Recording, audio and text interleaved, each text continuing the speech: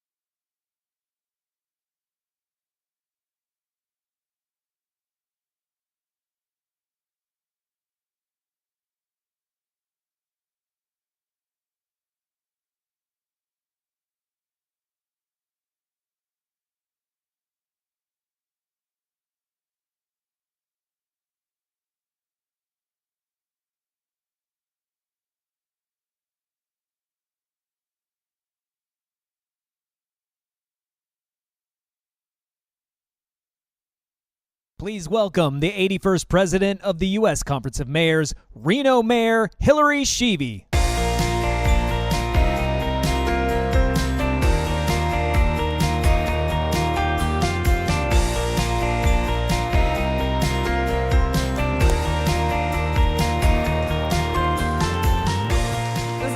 Hillary? Yeah, I don't look like Hillary. I apologize. Good morning. How's everyone doing? Come on. That's we can do better than that. It's morning on Thursday. How are we doing, everybody? Feeling good? Yes? There we go. Are we loving? Doing great. There you go. Okay, I love it. We're already starting out great. Kansas City, amazing. Absolutely amazing. Who loves Kansas City? Give a huge warm welcome for Kansas City and Mayor Lucas, right? Everyone, this is Justin Ruppel, dear friend of mine. Many of you might have seen him on America's Got Talent, and he's also been on many national television shows. I asked him, I said, you know me, I like to do things a little bit different. I like to up the game, so I'd love to have you as my co-host today. So I kind of thought we looked a little bit like Kelly and Mark. Yeah. I look a little bit more like a fuzzy Armenian Jeff Goldblum, but yeah, I'll take that. Yes, yes, yes, ha ha. Okay, there you go, there you go. And we were just laughing because I introduced you to Mayor Bass, and when I was with Mayor Bass last time, she was like, hey, Jimmy Kimmel's coming to dinner. So I just said, you might have Jimmy Kimmel, I got Justin Ruppel. That's the appropriate step down from LA to Reno. Did you notice that? Kimmel, the guy you've never heard. Okay, that's yeah. fine. All right, I appreciate that. But what else have you done? You've done a lot. I was in How to Train Your Dragon, the franchise. Any How to Train Your Dragon franchise? Yeah. Yeah, I love that. I was in Doc McStuffins, another cartoon series. So a lot of voices and a lot of silliness, and I'm just to stand here and to make you look taller. Okay, so, but you got the buzzer, or not the buzzer, but like the go-ahead from Simon Cowell. Simon Cowell, which is like so hard. That guy is like almost impossible to please. Can you imagine being married to him? Ooh. No. Anyway. No, I can't. But, so he like loved you, and you're known for impersonations. Does someone want to see, who do you want to see impersonation from? Oh, Who? Come on. Name one person. It's okay. I've got Tom Cochran later, so we'll hang out with that one soon. Well, I'll tell you what. Here's what I can do. What's your most famous? Here's one I can do real quick for you. Okay. So I'll teach you how to do two voices. Dan Aykroyd, real quick. Everybody remembers how to do Dan Aykroyd. If you grew up in the 1970s, remember how to put a bass inside a bassomatic. Karen is a bassomatic right over there. She is the bassomatic. She puts anything inside there, and it turns to a wonderful, beautiful. Okay, I apologize. I didn't know where I was going with that. Yeah. If you slow down Dan Aykroyd and make everything more specific, it turns into Barack Obama. Everybody remembers Dan Aykroyd over here, and if you slow it down, there it is. Put the bass inside Karen's bassomatic, and bada bing, bada boom. So there you go. So now you can do two just by changing the speed. So now you have some education in voice work, so I appreciate it. All right. Yeah. I love it. I love it. So he's going to be my what do we call you? Co-host, mayor, co-host? Yes, yes. Okay, then that's good. I can blame you for everything because you know, as mayor, everything is your fault. Yeah. My fault, right? Everything. So that's why I say take great credit for all the good weather that you have in your city, all the wonderful things that are happening. So, but today I'm going to blame you. So he's going to be with us all day long today. So thank you so much for being here, Justin. Thank you. All right, they're going to kill me because I'm running behind schedule. So it's a great pleasure to welcome everyone to the 92nd annual meeting of the United States Conference of Mayors. Tomorrow morning, we will have our official opening session, but I just want to say thank you to our host, Mayor Quentin Lucas, and his entire host committee team. Is the host committee here? Because I know by hosting, you get so nervous. You want everything to be like completely perfect. So please join me in giving them a huge round of applause. Thank you, host committee. Thank you. And I want to thank all of you and his staff for being so gracious. So far, it's been an incredible experience, quite honestly, except for last night, I learned what a burnt end was. I was like, I don't think I want that. And they were like, no, you want it. You do want that. They said that, right? But I was like, no, I don't want this burnt end. But it was pretty amazing. I ate the rest of them. Yeah. So let's see. We have an incredible weekend planned here, and we've worked hard to make sure that your time in Kansas City is educational and fun and provides you with some great ideas. Now let's get started. It is my pleasure to introduce the Executive Vice President and Chief Executive Officer of the American Institute of Architects. The AIA is a dynamic network of more than 98,000 architects, and they are design professionals committed to enhancing the built environment. So please help us join in welcoming Lakeisha Ann Woods, everybody. Make some We're like, yay, there you are.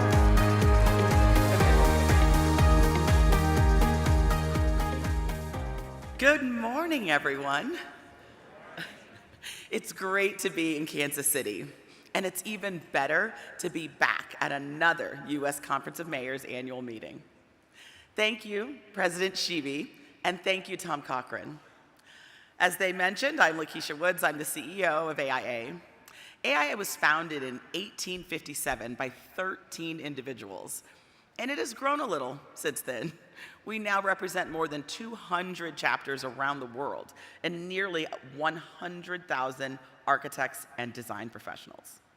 AIA members are highly skilled, civic-minded professionals committed to making the cities where they live, work, learn, and play better places for everyone. They sound a lot like mayors, don't they? You see, mayors and architects have a lot in common, which is why our ongoing cooperation with the U.S. Conference of Mayors is one of AIA's most cherished relationships. Mayors and architects are both detectives, problem solvers who unravel complex problems and develop effective, equitable solutions that improve the quality of life for all. Mayors and architects are also builders, navigating obstacles to construct vast, thriving networks of interconnected pieces, whether it be a single building, a neighborhood, or an entire city. The bottom line is that mayors and architects serve people and help them thrive, which is why at AIA we have such tremendous respect for the things that you do, because we understand the challenges you face and the vast amount of resourcefulness and expertise required to face them. We understand that each situation you're presented with as mayors is unique, calling for a unique solution. Running a city means constantly adjusting to new challenges every day and developing solutions that are imaginative, sustainable, and inclusive. That's a big task, but you're not in it alone. Architects are your partners for progress, standing shoulder to shoulder with you as you lead the charge to advance your cities. We believe in your leadership, your wisdom, your guidance, and stand ready to assist you in whatever way we can. Architects are committed to working with you to address the most urgent challenges of our time and are uniquely well-equipped to advise mayors on pressing civic issues to help build a better, more resilient future together. Architects are your partners for progress. Together, we can address the climate crisis. Together, we can address community inequities. Together, we can use design to uplift people's lives. Together, we can design and build our best tomorrow today. AIA and the local architects in your city are ready to get to work with you. I believe more and more every day that the best way for us to begin our journey toward progress together is for each city to have a chief architect. And now is the time to put one in place. I also encourage you to appoint AIA members to your planning and zoning commissions to serve as your eyes and ears on design and the built environment. I promise you will be well served. My team is here with me this week and would love to explore the possibilities of partnering with you, hiring a chief architect, and appointing architects to your boards and commissions. Thank you, and I hope you enjoy the rest of the 92nd annual meeting.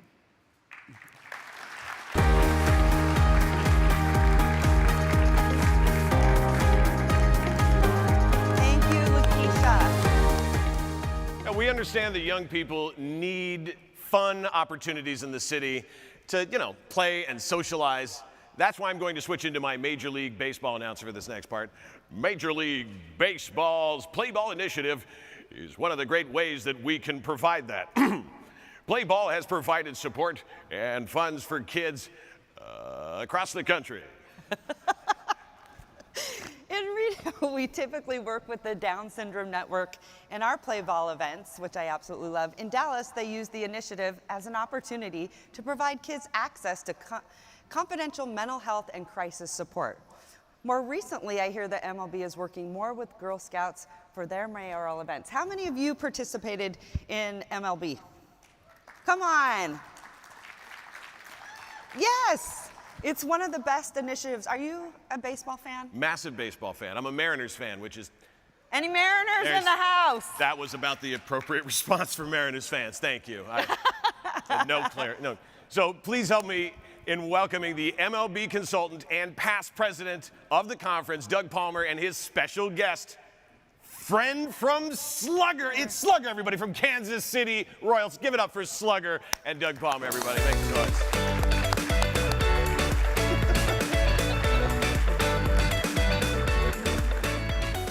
Thank you, President. This guy's been with me all day. Good morning, and thank you, President Sweeney. Is the tie straight? Okay. I didn't need a buff, but okay. So here we have a play ball event, but first of all, let me say thank all the mayors who were involved in tipping your cap. It was a great experience for you. And how many mayors were involved in Tip Your Cap this year? All right, and see, Slugger's still excited because last weekend's National Play Ball Weekend, which was an event that many of you mayors hosted with your major and minor league baseball teams. And on behalf of Major League Baseball, I want to thank all the mayors and their major league teams and minor league teams. Mayors Play Ball program is excited to be in Kansas City, home of the Royals. And Bobby Witt Jr., who's having an all-star year. As a matter of fact, this Sunday morning, there will be a play ball event with local urban youth academy players, and it's going to be fantastic. We want to thank Mayor Lucas for making that possible, along with the Kansas City Royals. Tonight, and I know many of you heard about this, tonight at Richwood Field, which is the oldest field in America, they're paying tribute. Major League Baseball is paying tribute to the Negro Leagues. And yes, give them a hand. And Commissioner Rob Manford and Tony Regans, who is the Chief Development Officer for Youth Baseball, will be there, along with our esteemed mayor of Birmingham, Alabama, Mayor Woodfin. As you have heard, unfortunately, a few days ago, one of the greatest baseball players, and David Burns would say this, and I agree, one of the greatest baseball players to ever play, Willie Mays, passed away. Major League Baseball is honoring him along with the Negro Leagues tonight at a game that they're having between the San Francisco Giants and the St. Louis Cardinals. So they're paying tribute to a great player, and we want to really thank Major League Baseball for doing that. Also, mayors, if you have not yet had a play ball event in your city, it's not too late. It goes from the spring all the way through the fall. And if you're interested in doing that or signing up for any new mayors that are here, please go to our booth. My main man, Slugger, will be here. These are pictures of play ball events that you can do in your city. They're fun, they're exciting, they're free. And MLB will give you all the activation kits, they'll give you your t-shirts, they'll give you a banner. And it's big fun, and there's plenty of time for you still to sign up.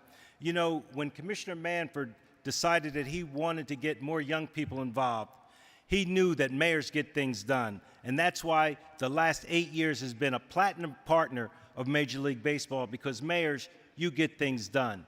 We want you to continue to use the sport of baseball to help youth learn a sport, have fun, and get active. New mayors, come to the booth. You'll see Jocelyn and Tom and Jarrett, and my main man here, who's becoming my new best friend, Slugger, there to take pictures if you want to do it and won't get teased when you go home. Again, mayors, thank you for all you've done. Play ball. Slugger, my man.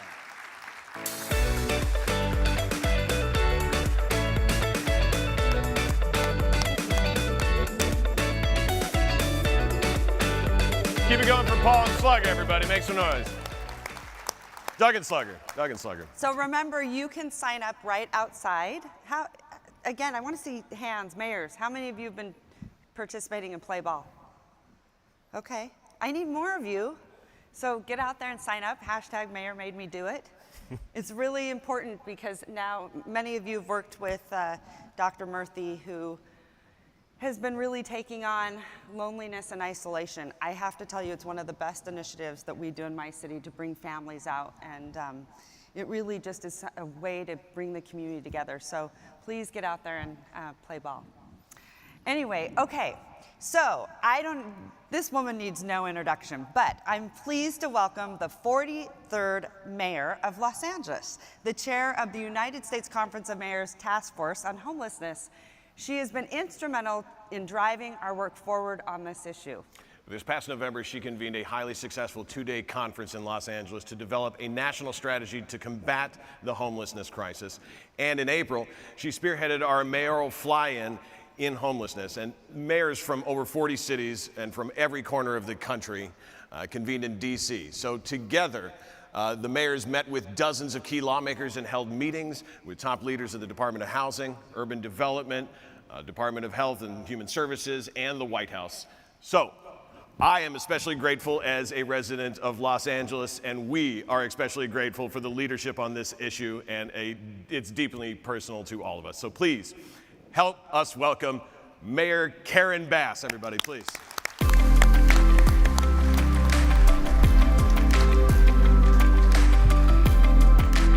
Good morning, everyone. It is my pleasure to be here with you today, as it always is, to be in a room full of mayors. Well, let me just thank Mayor Lucas for welcoming us here, and I want to thank President Shivi for her work over the last year leading this conference nationally, and also Justin Ruppel, who is an Angelino, as he just said. But Mayor Shivi elevated the issue of mental health. She put it to the forefront, and all of us know as mayors the connection that mental health has with so many issues in our cities. I also want to acknowledge the fearless leadership of Tom Cochran. I want to thank him so much for his work over many, many years at the U.S. Conference of Mayors. And as was mentioned, I have had the distinct honor of chairing the U.S. Conference of Mayors Task Force on Homelessness. I want to thank Mayor Wade, Holt, Smiley, and my fellow California mayors for so many of you on our partnership on this task force. The task force understands the uncomfortable reality that affordability and housing are crises that all of our cities face. Homelessness is not just one problem. Homelessness is a big problem in many of our cities, and we know it's not a Democratic or a Republican problem. It is a problem that we all have to deal with, but as mayors, we know we don't have a choice. We have to get the job done. Now, in addition to that, we also know that we're facing many challenges from inflation, economic uncertainty, and then painful rebounds from the pandemic. We all received a lot of support in our cities during those years, and as that support has dried up, when our point-in-time count and the results come out, it will not be a surprise in many of our cities that homelessness might have gone up with the ending of that support. So these factors impact all of our cities and threaten to put more people on the street. We have to figure out how we prevent homelessness, and we're experimenting with a model in Los Angeles that hopefully we'll be able to report on some results at our January meeting. By focusing on people who might be facing eviction and giving them the legal support and connecting them up to public benefits, hopefully that will be a strategy to prevent homelessness. And now, any day now, we should be hearing from the Supreme Court on a very important case, the Grant Pass case, which could lead to the ability of cities to essentially give homeless people tickets and to make them move. And I think it's going to be a challenge that we're all going to have to face, because is that the right way to deal with the problem? I think all of us know that the solution to the problem is to get people housed and then provide the services that they need so that they don't fall back into homelessness. But what we could be facing in our cities is a lot of push from city residents to say, just get rid of this problem, just move these people along. And I don't know what your experience might be in your city, but I'm very concerned that this could lead to cycling people in and out of our justice system. If you move somebody along, if you give them a ticket, if they run up those tickets to be a warrant and you put them in jail, I don't think that solves the problem, and I'm hoping that that'll be something that we resist. Now, in the middle of this, there are absolute progress that we can report on. I don't know if you've heard about one of our fellow members who will end his term as mayor in Sacramento, Darrell Steinberg. He is reporting a 40% reduction in homelessness in the city of Sacramento. That's an incredible achievement. I know the same is true in Seattle. I know Bruce Harrell is here. Recently reported a decrease in the amount of encampment sites, and Mayor Johnston of Denver is making progress with his House 1000 initiative, aiming to create 2,000 units of shelter and already having housed 1,100 people. The mayor of Tigard, Oregon has added the largest family shelter in Washington County, which will house 70 families. Mayor Bacchus of Auburn, Alabama, expanded her city's anti-homelessness team into its own department to better confront the issue. So often, the issue of homelessness is thought of as an unending crisis, but I think these cities, along with Los Angeles, are producing results, and I know that these results will put us on a path to ending this problem. Well, we're all preparing for a tough year, election season, when things can get pretty crazy. And unfortunately, I think part of what is going to happen in election year is elevating the problems in our cities to talk about how government doesn't work. But all of us as mayors have to come up with concrete solutions every single day. And I think it's going to be important that we very deliberately and very aggressively elevate the progress that we are making, not just on the issue of the unhoused, but the progress that we are making on many, many issues in our cities, and not allow the madness of an election to bring down our work. All of us are committed to change. All of us have to deal with our jobs on a 24-hour basis. And I know I have the confidence in everybody in this room. When we join together, we can bring about the type of change that will be needed to improve the quality of life to everyone who lives in our cities. Thank you so much for the opportunity to speak with you today, and I look forward to continuing to work with the U.S. Conference of Mayors. Thank you very much.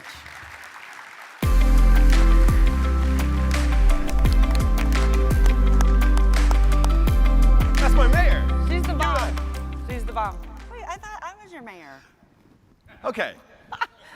I don't live. Whatever. Okay. I don't live. I'll live wherever you tell me to live. I apologize. You actually did my State of the City. Remember when we did that? And your mic cut out, and then He saved me. My mic cut out, and of course, like, I'm not kidding, for a whole week I had like this crazy anxiety that something was gonna go wrong. How many mayors in the room are just like, oh no, the State of the City is coming? Like, it gives me major anxiety. And of course, everything that I said that was gonna happen in my head did, so don't do that. But you saved me. Right, and it looked like I was taking her pants down from behind her while I was fixing the microphone. It did, because remember, the mic's back Okay, let's here. not repeat it. Okay. It got 100,000 views on, I got lots of followers. That's all I'm saying. On YouTube. It's still there. Yeah, oh, there you go. Anyway, any mayors in the house that went on the fly-in with Mayor Bass? Raise your hand. Amazing, right? Thank you to all the mayors that came on that fly-in. It was really instrumental.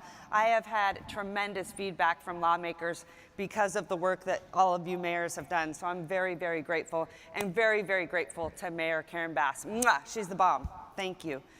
Our next guest has dedicated himself to promoting innovative technologies that help people, cities, and the environment. In one case, the sewer Sentry system reduced sewer overflows from 40 to 1 in the first quarter over the year, while improving the smell and saving money on electricity. So here to talk about this technology and how it can help your city is the president and CEO of Sewer Sentry, Brad Corbett Jr. Everybody make some noise for Brad Corbett. Come on up, Brad.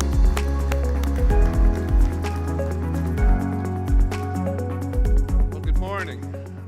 Very honored to be here at our first U.S. Mayor's Conference. Our technology, inflow reduction technology, does two things primarily. One is it helps improve environmental quality, and secondly, it helps improve operating and maintenance costs. So we have a nice little video here of Mike Rowe, who will explain in only the way Mike Rowe can the benefits of this technology in a brief summary. So here we go, the Mike Rowe video, please. Hey guys, I'm Mike Rowe, and if you know me, it's probably because you've seen me on TV with my arm up the backside of a cow, or possibly dressed in a rubber suit, crawling through a sewer on a TV show called Dirty Jobs. That's what I've been doing for the last 20 years or so, and that's probably why my friends over at Sewer Sentry asked me to say a few words about this product. Full disclosure, I'm not the official spokesman for Sewer Sentry, but I might be one day. I wouldn't mind because I think this thing is an absolute game changer. You simply put the top portion through the vent hole in the manhole, and then you screw this in through the bottom, and once it's seated properly, a minor miracle occurs. This will keep something like 98% of surface water and rainwater from leaching into the manhole and causing all kinds of problems. But that little ball in there rises with the water and allows the gas to escape from the sewer system. Like I said, super simple, but people are saving a ton of money. Wear and tear on pumps is being dramatically reduced, and it's really good for the environment. I don't want to overstate it because I'm not the spokesman, but I'm telling you, it's a game changer. Check it out. All the info you need is on the screen.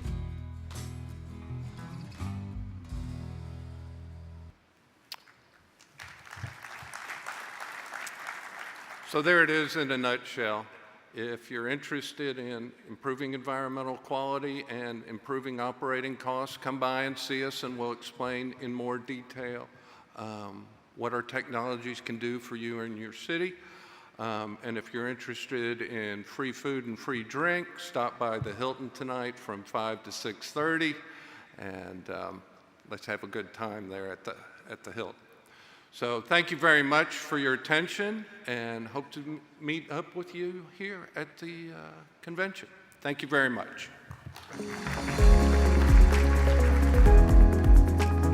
A round of applause for Brad, everybody. Make some noise for him. Brad Corbett Jr. I love that, Mike Rowe. Yeah, I'm going to do this next one as Mike Rowe. Okay. Oh, yeah. Each that's right. March, the South by Southwest Conference brings hundreds of thousands of people to Austin, Texas. I should have been paid more for that. I apologize. Since 2016, the Conference of Mayors has worked with the City of Austin and South by Southwest Conference to bring Civic I/O, the Mayor's Summit, to life. Civic I/O brings mayors to South by Southwest to engage with innovators and creatives to push ourselves to see what's possible in the future. To share a little bit about Civic I/O, it is my pleasure to welcome Co-President and Chief Programming Officer of South by Southwest, Hugh Forrest. Come on out.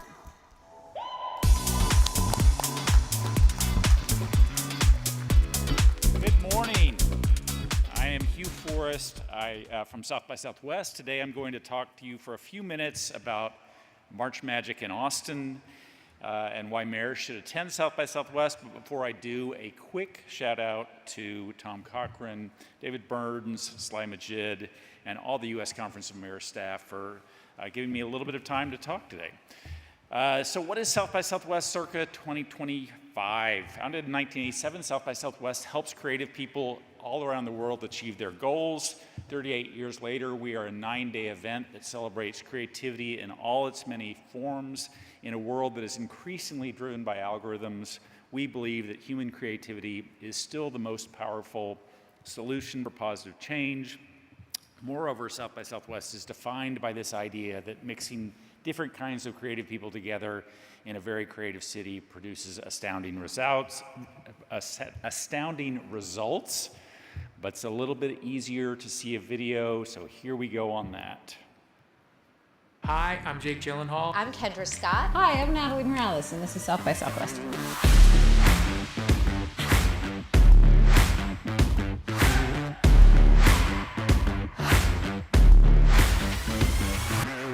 Welcome to South by Southwest 2024. More importantly, welcome to International Women's Day.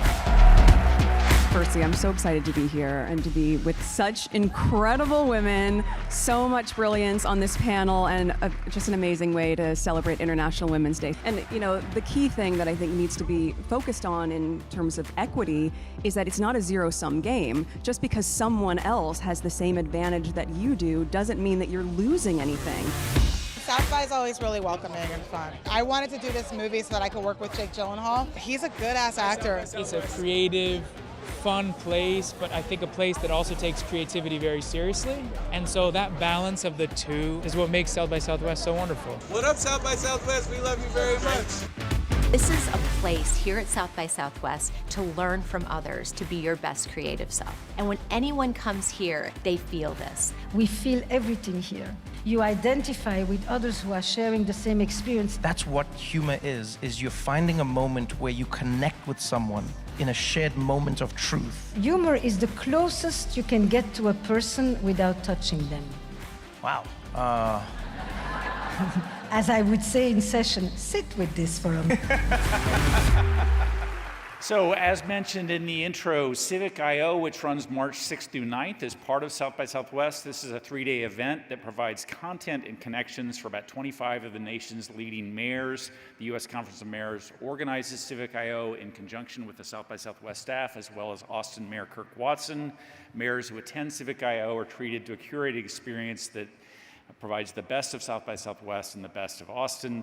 We'll have a video about that, about Civic I/O in just a second.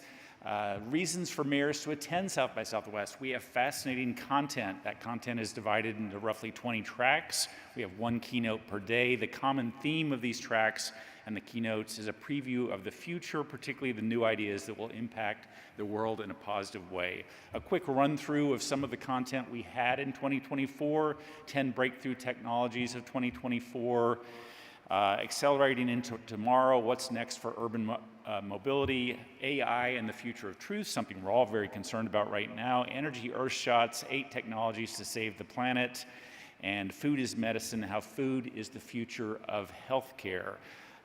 South by Southwest has more than 4,000 industry experts who serve as speakers. Many of these are up-and-coming leaders you haven't heard before, but also a lot of big-name speakers. Some of the big-name speakers who participated in the 2024 event include Amy Webb, who does a emerging tech trends report every year. That is Dara of Uber, who was in an interview with Austin Mayor Kirk Watson at South by Southwest 2024. Frank McCourt, former owner of the LA Dodgers, one of the people who is bidding on TikTok at this point. This is Dr. Joy B., who is head of the Algorithmic Justice League, talked about AI and our future. Kara Swisher and Scott Galloway from the podcast Pivot. This is Dr. Lisa Su from AMD in Austin. Marguerite Vestager, who is one of the leaders from Europe looking for more tech regulation. Mark Cuban, Go Mavs. Michael Dell from Dell Computer, and Peter Dang from OpenAI. We also have tons and tons of inspiring content. We believe that the most powerful technology is the oldest technology, that is the power of face-to-face interactions, such as what we're doing this week in Kansas City.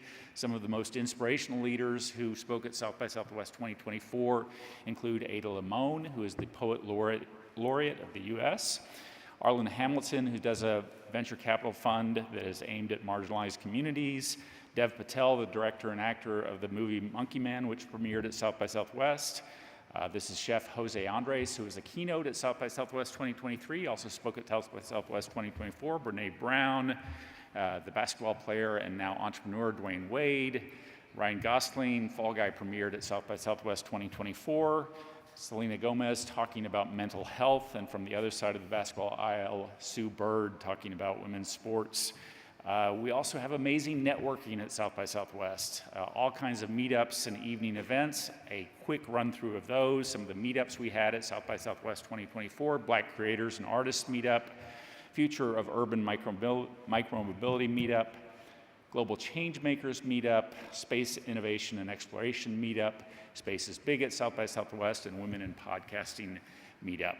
So how can mayors get involved with South by Southwest 2025? You can register for the 2025 event beginning in August via the Civic.io website. You can apply to speak via the panel picker interface. That is panelpicker.sxsw.com/about. That process opens next week.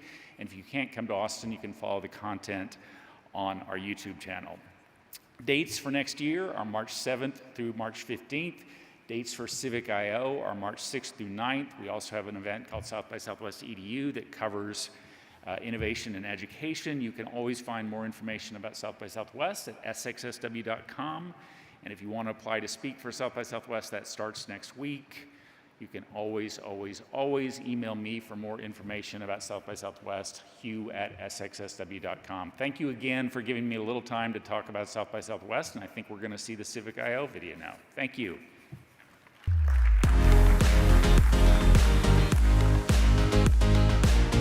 Welcome to Civic.io at South by Southwest 2024. We're so excited to have you guys here. I think there's 250,000 people that come to South by Southwest, but for us, we're excited that 28 mayors are joining us for our Civic.io program. We started the Civic.io Mayor Summit at South by Southwest back in 2016, and this is our biggest year yet. Just became really obvious to us that the community of South by Southwest, with its technologists, innovators, creatives, needed to be introduced to the world of mayors, because mayors in their own right are innovators. South by Southwest is one of the most fertile areas for ideas in the country. There's obviously so many different things that we can take advantage of here at South by Southwest. And it's just an opportunity to come learn from peers that are working through similar challenges. What the future is going to bring as far as infrastructure, climate change, workforce development, transportation, all of those issues that we are struggling with today, and we want to ensure that our communities are prepared for the future. It gives us the opportunity to talk about AI and all things creative. So you could see how these kinds of technologies could provide sort of new social meshes and new social infrastructure. We try to look forward, try to challenge mayors, think about what things are happening in cities, what things are happening in our society, and the role they play in making decisions around those. You learn a tremendous amount of practical information from other mayors. The session on what the future is likely to look like was really interesting. I've learned something new every year. I brought something home to talk to my staff about, and it's energized me. And we want you guys to take advantage of your time here. We want you to go and explore and see all the diversity of thought, leadership, technology, innovation, creativity that's happening here in Austin, South by Southwest. And in the evening, we have some fun. We'll be heading to Franklin Barbecue, which, Austin folks say is the best barbecue in the world. Austin has some incredible barbecue, and it was on full display this week. You got to come to South by Southwest. It's the center of the universe for about 10 days here in Austin, Texas. South by Southwest is a really, really cool space and place, and to see a city in action like this can give you ideas for your community too. This really has it all in one location, and you can make it as valuable for your community as you want it to be.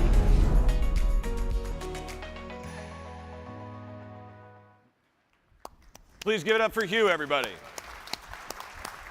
David Burns, where are you? Doing remarkable work. Where are you? I think he's probably back here, but thank you for all the work that you do at South by Southwest. Seriously. Before we continue, we wanted to highlight an exciting and new initiative that you can all take part in. As many of you know, the CHIPS and Science Act is one of the major bipartisan bills that passed Congress and is driving the transformational change in American cities today. The law aims to strengthen our national security and our supply chain with semiconductors and other new technologies researched, developed, and designed and manufactured right here in the United States.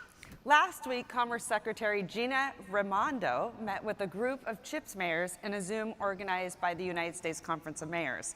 I'm excited to share that we are creating a CHIPS implementation task force, and I have named Boise Mayor, are you in the house? Lauren McLean as the chair. So the task force will meet this first Saturday at 8 a.m. How many mayors are going to attend? If you don't, I will be calling you. Can't stay up late at the bar. You know I will too. So there are many opportunities that we want you to get involved when it comes to the CHIPS and Science Act, because a lot of people always associate it with semiconductors. So there's so much more to come. So please join us. Yeah. Now our next guest is the Chief Strategy Officer at Hotwire Communications, where he leads the corporate strategy and development to bringing in world-class fiber broadband services to communities across the United States. He also works to bridge the digital divide for low-income families and students by providing internet access, laptops, digital literacy, training into the underserved communities. So please help us welcome Jonathan Bullock, everybody.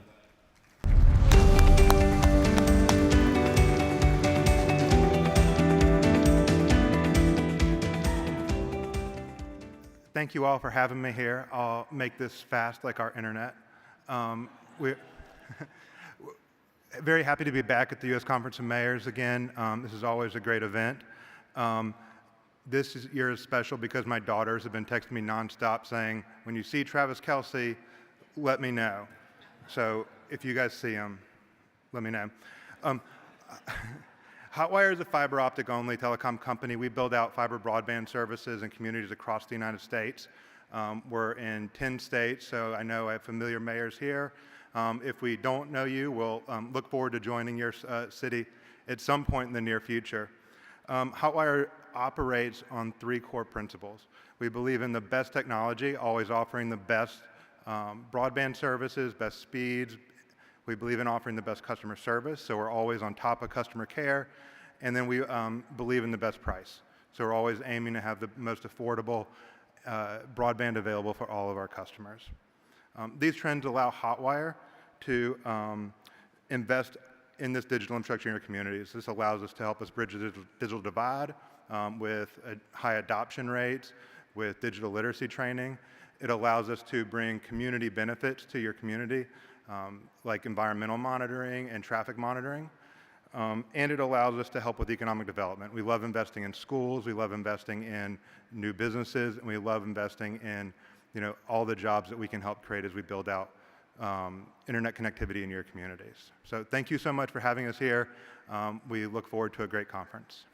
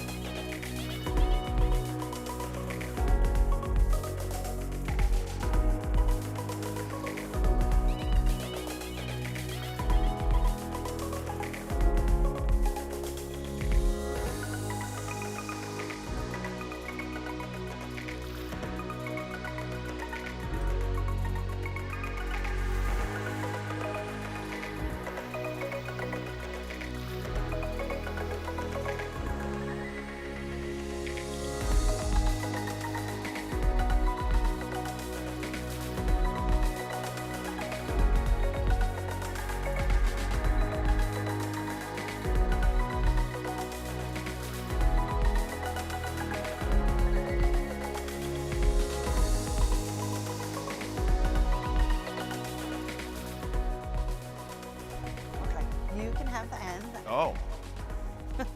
All the way at the end? Oh, my. To the left. Oh, all the way to the left? Your stuff is to the left. Okay, got it. Wasn't that a Beyonce song? It is, to the left. That's To the left. It's a cheating song. Okay. Yeah. Oh, it's a cheater song. Yeah. Okay, how many women out there have been like... Speaking of the importance of our public and private partnerships and not partnering with Beyonce, the American Beverage Association and the American Beverage Foundation for a Healthy America have a long-standing and successful partnership with the Conference of Mayors. So for more than a decade, we've worked together to support the mayors through a grant program that has helped enhance healthy and substantial communities nationwide. So more than $6.5 million has been awarded to 73 cities since 2012.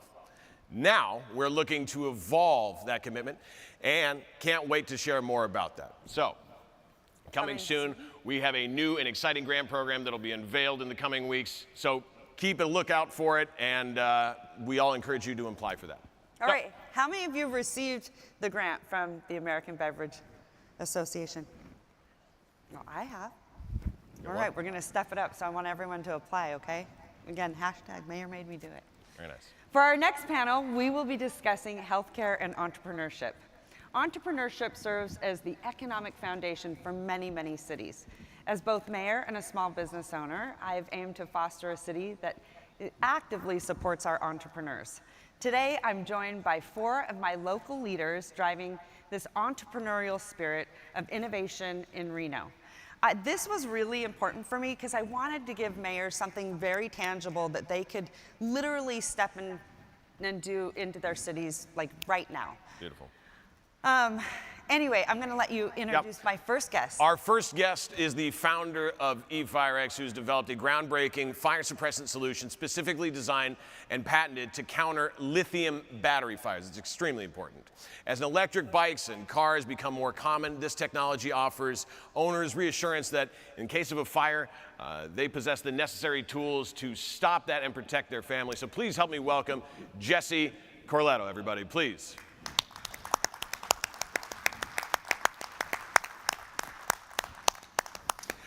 You got it, brother. Our next guest, a sergeant from the Reno Police Department, has pioneered a unique approach to solving cold cases. Like many cities, the resource constraints often have the department's ability, stifled, and families to the closure they need, and that is so necessary when working on cold cases. So her innovative work provides much-needed peace of mind to numerous families across Reno. So please help us welcome Sergeant Laura Conklin, everybody, please. Yeah.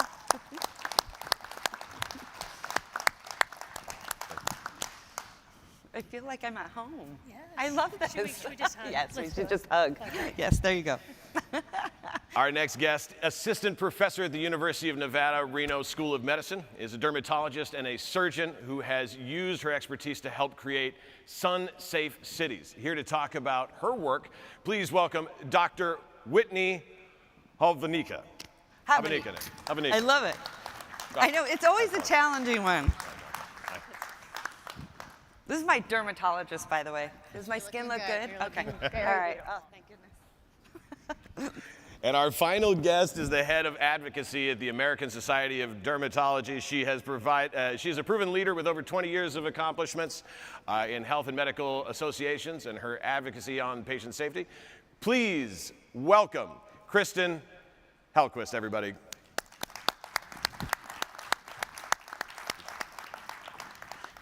Hi, thank you so much for being here. Okay, I'm going to start to my left.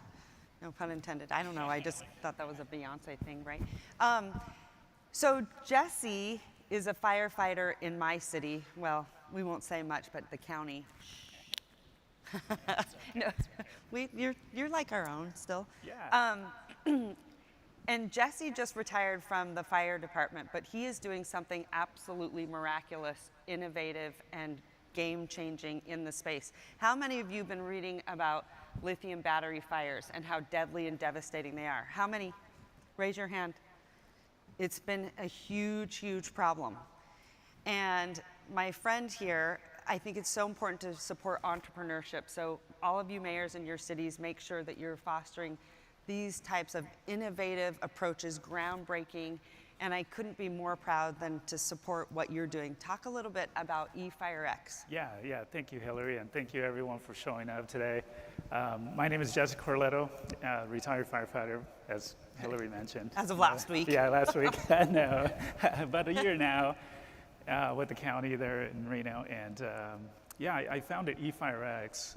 I started noticing, the problems we're having with lithium ion and the storage facilities and, the EV vehicles, EV bikes, and all the incidents that we're responding to and not having a solution from the municipality side of it and as well from the public side of it. So it kind of led me to invent and patent an agent specifically puts out lithium battery fires and multiple classes as well. So that's what really led me into the space and creating this product. I wanted to do something innovative that it's a natural solution and, it helps with the global environment and as well has no chemicals, no PFAS, no PFAS. Everyone. in the agent itself. So it's pretty neat. I'm excited for it.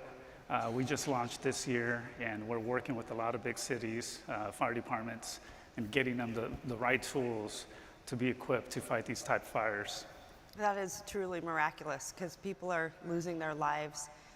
We're seeing it, it's been devastating in fires. I was watching a lot of the news out of New York City, and even when I was in London, there was a big story on it. So it's kind of, and I hate to say this, it's sort of not a matter of if, but when.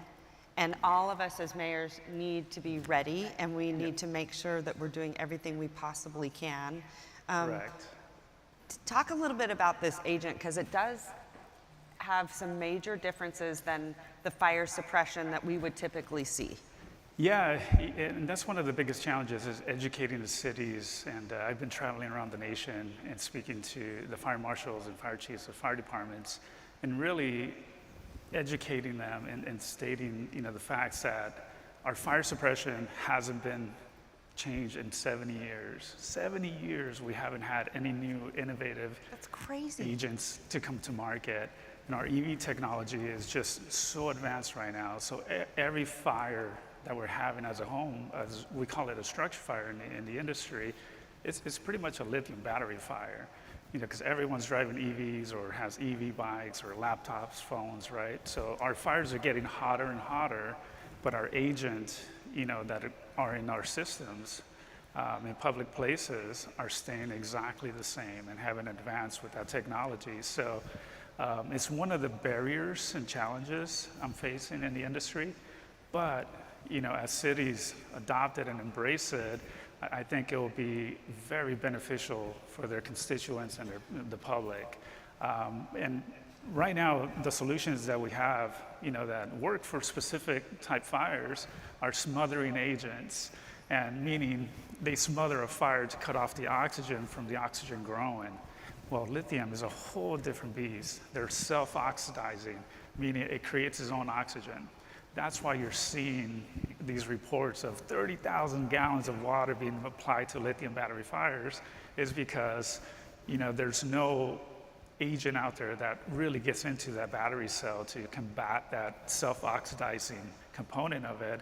And that's what I created. I created a product that's a microtechnology that's all natural, biodegradable, and it works and it combats that self-oxidizing component of that lithium battery. And no PFAS. And no PFAS. I think that is truly remarkable. And also it's very, very personal for me. I lost my father in a fire. And so I am a huge advocate of whatever we can possibly do to save lives. And again, I'm so glad you touched on all these batteries that we're using with our laptops and our phones. And is there any sort of advice you could give us that could keep sort of our families safe, and give us a little bit of advice? Yeah, and FDNY in New York and Commissioner Laura, she's been doing an amazing job in making sure that, legislation passes laws that people are purchasing the right battery that are certified by UL Solutions. So that's one component of it, making sure that we're, buying the right product. Secondly, is just having that right fire, extinguisher that's going to combat that right type of fuel that, you have in your home. Like if you have an EV car and you have a power wall that's, you're plugging into your car, That right there is a fire risk, that your current fire suppression extinguisher that you have in your home or your business is not going to combat that fire. And the fire department just has the water capabilities to put that out. So that's why, I'm educating, traveling around the nation and really promoting this new technology that fits that current, fire need. And on top of that, it also works in the West Coast. As you know, we have a lot of brush fires. We call them our, big wildland fires. This agent is great for the environment. You could throw it on the lake, and it's not going to damage anything or any wildlife. So it just helps, bring that natural forest back to life after a fire. But we should try to use our batteries, am I right, from the manufacturer? Because a lot of times you'll be like, oh, I don't, I'll go buy a different battery than the Apple battery or whatever. Correct. Right? Is it better to use the manufactured battery? Manufacturers, yeah. The manufactured battery, and one component of it is our chargers, right? We always travel with our laptops, cell phones, and we leave our chargers at home, and we go and buy a charger from 7-Eleven. Yeah, I've done it. I've done it.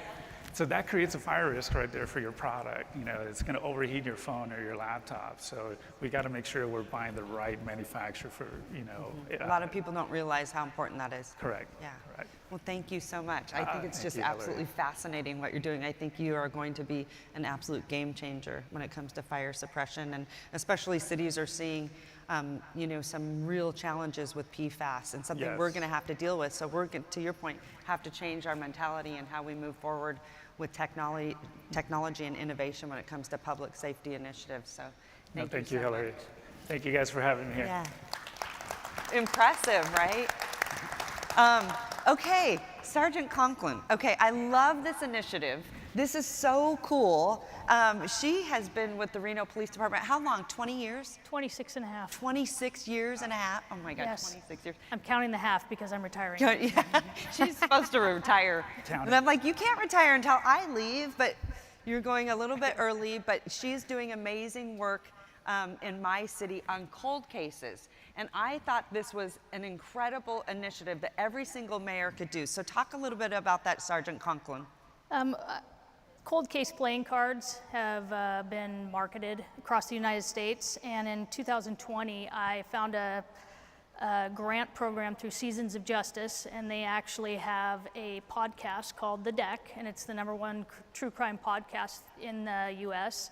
And they sponsored our cards because most police agencies don't have extra money to put towards cold cases, and so you're actually trying to solve current crimes, so cold cases get kind of pushed to the back. So I asked for funding and I was denied, so I went out and got the grant, and then I asked our local secret witness, which is like Crime Stoppers, and they also assisted with this. These cost about $4.60 delivered per deck of cards. We ordered 1,500 of them, and we put all of our cold cases on them, and then we distribute them to jails and prisons and halfway houses across your part of the United States. Right? That's genius. I'm sorry. As a podcaster, thank you for I giving thought you were all going of to the say material. I thought you were going to say as a convicted genius. Because oh my God. just so you know, most of our crimes are committed by about the same 10% of the population, so we might as well put these cards into the jails and prisons. And Secret Witness will give someone $5,000 if a cold case is solved, and that means if someone's in prison or in jail, we could put them on their books, as they call it. And because of this, the Deck podcast came to Reno, Nevada, and highlighted 3 of our cold cases. So I resubmitted the evidence to our crime lab, and we actually have 2 suspects developed in 2 of our cold cases. Reno PD is just like any other agency. We have about 90 cold cases from 1935 to the present, and 53 of them are highlighted on these cards. And because of that, we've solved, or we're going to solve 2 of our cold cases. So it is innovative. Yeah. I'm sorry. That's so cool. Isn't that amazing? I'm sorry. That is so awesome. It's amazing. Yeah, so Oh, wow. I mean, cold cases are their own little entity, and they are difficult to investigate because oftentimes people are deceased or witnesses are deceased, so it makes them difficult. But with the way technology has advanced, we can now have a just micro cell of DNA to be able to solve these cases. So if anybody's interested, I'm going to be here all week, and I can give you the link on how to get the $5,000 from Seasons of Justice, and then the Deck podcast will come out and highlight a couple of your cases. If you get a chance, listen to the Deck. You've been on the Deck several times. Yes, I've done 3 of their podcasts and on 3 of our cases, and so it's very exciting. Yeah, every city needs a Sergeant Conklin, and I'll tell you why. Because what I did notice is that cities are really not funding cold cases because they really are sort of the victims that get forgotten about. And I find it really, really sad and tragic. And if you don't have a Sergeant Conklin in your community, you know, what do you do? So I really wanted you to come and talk about, let me see these cards.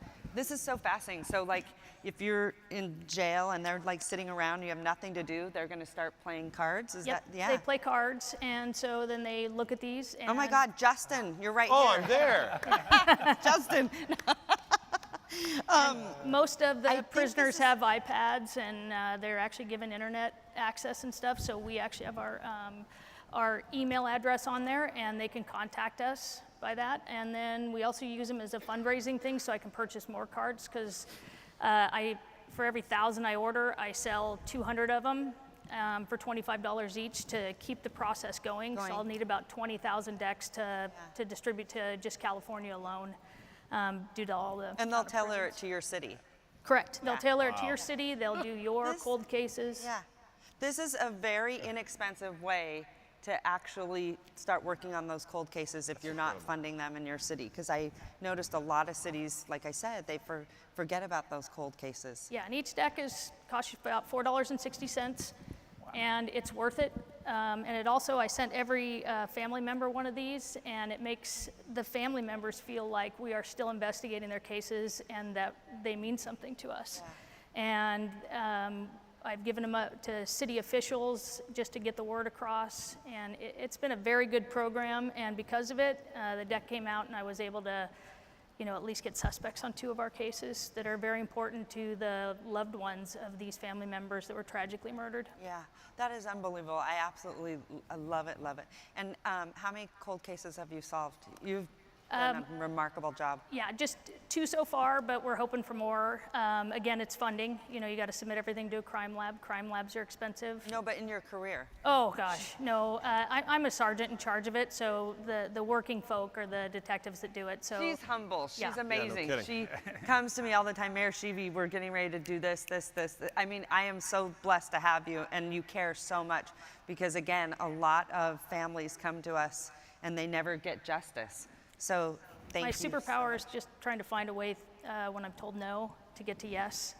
And when I was told no, that we're not going to fund these, and I understand it because police officials, we don't have a plethora of money that's just where do we spend this money? I mean, every city has to have a budget, so I understand it. So I just figured out a way to get yes by getting community support. Yeah, amazing. Thank you so much. Thank you. Thank you, thank you.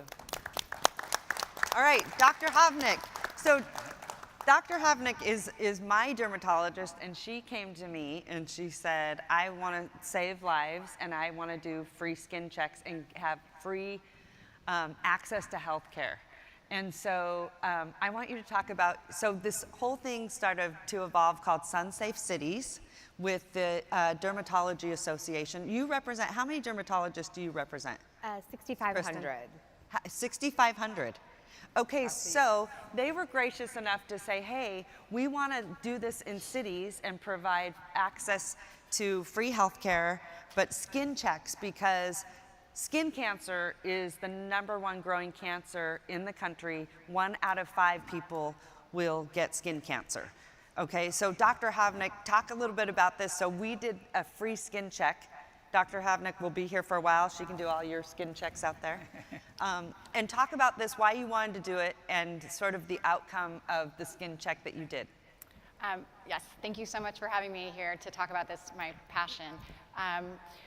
I've done skin cancer screenings in the past. Sometimes we have good attendance, sometimes we don't, and we're putting in a lot of effort, and I thought I really want to work with my city because I see people when they have a problem. I see firefighters, I see policemen, but they're at the end of their career and they're coming in to me, they have skin cancer, they've been out on the streets, they don't wear sunscreen, they don't necessarily wear hats, and they've had these great careers, and now they're in my office like every other month getting something cut off. And I thought, we really need to change the landscape. We need to think about prevention, and we need to think about early detection. So I really want to put myself out of a job. As Mayor Stevie knows, I just want to be a ski bum. So I want to find skin cancers earlier so that people don't have bad outcomes. Because skin cancer, this is your largest organ. It's very visible. So we can detect skin cancer early, and we can have good outcomes. But when skin cancer is detected late, we can have terrible outcomes. People die. So 2 people die every hour of melanoma. So that's a lot. And so we put on this skin cancer screening in Reno with the help of the city and a collaboration with the Nevada Cancer Coalition. We decided to hold it at a fun venue because I think there's a lot of fear in coming to see a doctor. Nobody really wants to come in and People don't want take to off go their see the clothes. doctor. They No. don't want to. They don't like seeing that. us.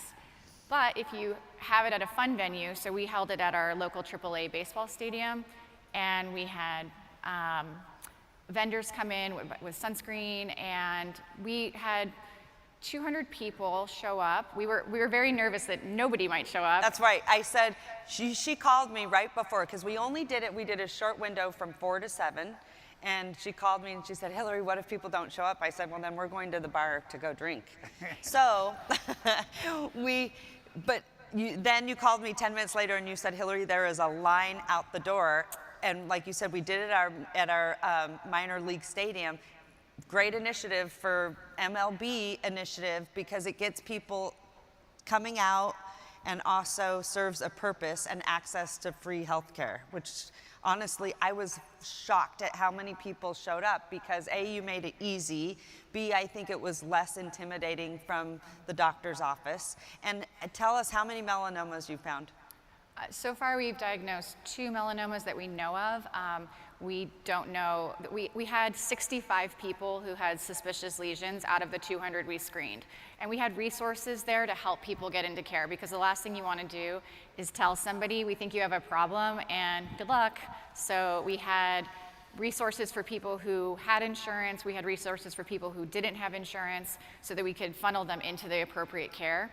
I had an interesting situation with a gentleman who came in with a lesion on his arm, and he told me, I hate doctors, I would never go to a doctor, but I was gonna cut this thing off myself, and then I saw on the news that you were having this screening, so I thought I would come see you, which I appreciated. But I asked him to lift up his shirt. He had a very obvious basal cell skin cancer, which is not aggressive, but he lifted up his shirt and I saw melanoma. And he unfortunately did not think he had insurance, and he said I would really truly have never gone to a doctor. And he ended up in my office the next day because he called his insurance company and said, I need this taken care of, and they were able to cover him, and he was one of our melanomas, and this melanoma would have probably killed him had it not been caught. Yeah, see, mayors, look at what you can do, and it's really very simple to do. I don't think we think of it as being a simple way to give access to free health care. Kristen, talk a little bit about what you can provide to cities, because now I understand Neutrogena said they will come in and give us a ton of free SPF, and just those kinds of things that we can do in cities to prevent skin cancer, because you have sort of the plethora of dermatologists, correct? So for us at the American Society for Dermatologic Surgery, we are able to help link you with local dermatologic surgeons who are all board certified dermatologists. And so many of our members, like Whitney, are interested in giving back. They're interested in public policy. We can offer you connections to put together screenings. We can help match you up with potential sponsors for sunscreen products, other things you might need. But I think most importantly, to be able to match you up with physicians who are trained, like I mentioned, board certified dermatologists that can offer your city resources, whether it be in your schools, where we know it's so important to build a lifelong culture of skin cancer prevention, all the different ways, sun-safe clothing, hats, all the things that the dermatologist would talk to you about, your public health departments, really be able to help you integrate active and willing dermatologists in your community to help you give back. And I'll just do hopefully an easy plug to get in touch with us, as we certainly would love to pilot with many of you as we work to roll this out. You can get in touch with us at advocacy@ASDS for American Surgery, Dermatologic Surgery.net.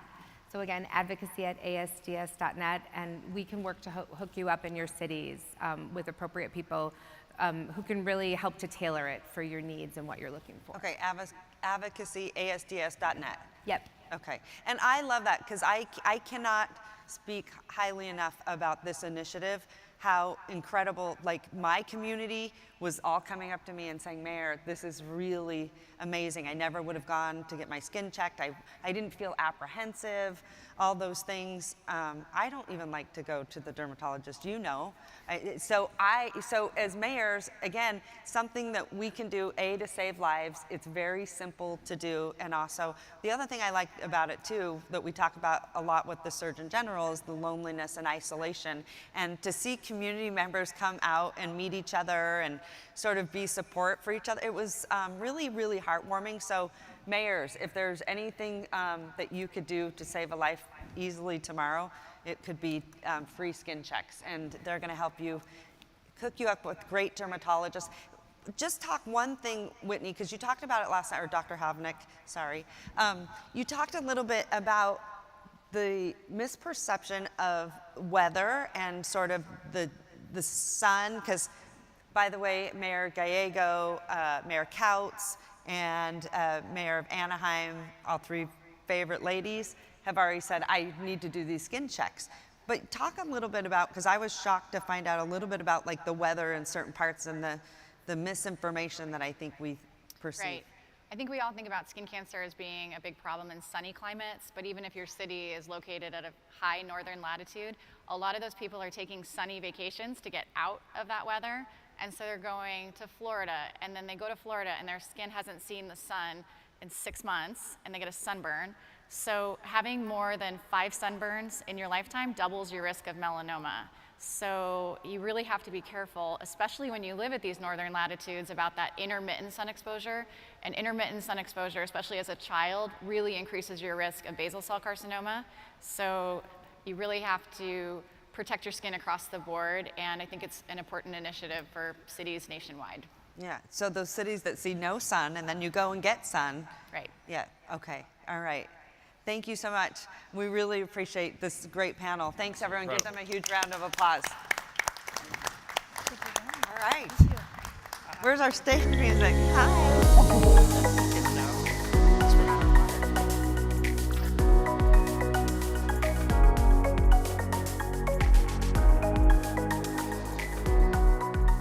Please welcome the chair of the United States Conference of Mayors Environment Standing Committee, Columbia, Missouri Mayor Barbara Buffalo. Bring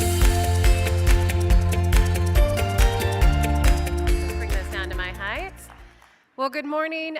We're obviously running late, which is why a lot of you are not actually in this room right now. So I'm coming on here really quick just to say the things I was going to talk about today. Meet me in Mermaid B in like 2 minutes. We're going to talk about environmental regulations in our cities and in our communities. And if you want to talk more about PFAS, which is very exciting and very sexy, come to Mermaid B. We'll be there for the next hour talking about those. And that's it. I'm going to walk away now. See you soon.